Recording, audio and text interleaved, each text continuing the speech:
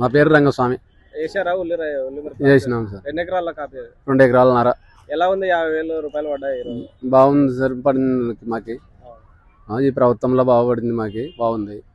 Button నొక్కే కార్యక్రమం గత ప్రభుత్వం కూడా చేసింది.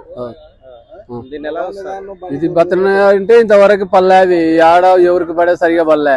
ఇవి పడి మొన్న అయితే పడినవి, ఇవి చాలా మందికి పడినాయి మొన్న వచ్చినవి. ఇప్పుడు ఈ ఎలా బట్టలు నొరికినాయి చాలా మందికి పడినాయి, కొన్ని మందికి ఇంకా పల్లెవు పడుతావి అంటున్నారు.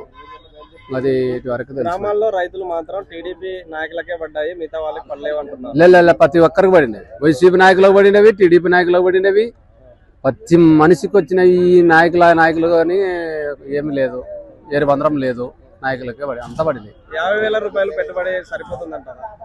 ఇంక వచ్చిన కాటికి మాకు 50,000 పెట్టుబడి కాటికే తేరేది. ఇంకా తదిమై మా చేతులుంటే పడినా పర్లే. ఒక ఎకరా ఉల్లి క్రాప్ చేయాలంటే 1,00,000 రూపాయలు పడుతుంది. 50,000 ఇచ్చింది. ఇది కూడా లేకుంటే ఏం చేస్తావు సార్? ఇదన్నా ఈ ప్రభుత్వంలో ఇచ్చింది, ఆ ప్రభుత్వంలో ఏమీ లేదే. ఏ ప్రభుత్వంలో కాదు మాకు ఇచ్చినది రైతు. ఇది ఇదే విధంగా ఉల్లి ఒకటే కాదు, మిర్చి, పత్తి కూడా కొనుగోలు చేసింది. పత్తి 8,000, 7,100 కాటికి కొనుగోలు చేసింది. అది కొన్ని ఏం చేసినారంటే పత్తిలా గొగ్గుంది, ఇది ఉంది, అది కొంచెం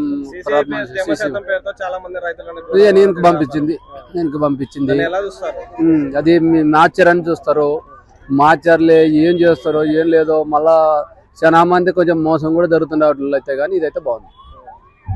మిగతా పత్తి రైతుల పరిస్థితి ఏంటి మరి పత్తి రైతుల పరిస్థితి ఏముంది? ఇంకా ఆడ మాచర్ లేదంటే వేరే తన మార్కులు అమ్ముకోవాల్సింది మేము పోయి. అది ఎంత కొంత అమ్ముకొచ్చుకోవడము, అట్లా కూడా తెచ్చుకున్నాం. ప్రభుత్వాన్ని ఏం కోరుకుంటున్నారు? ప్రభుత్వం బాగుంది సార్. మాకు ఈ ప్రభుత్వము మేము ఇంత మాత్రం చేసుకున్నాక ఇది బాగుంది. జరుగుతున్నాం, మాకు బాగుంది.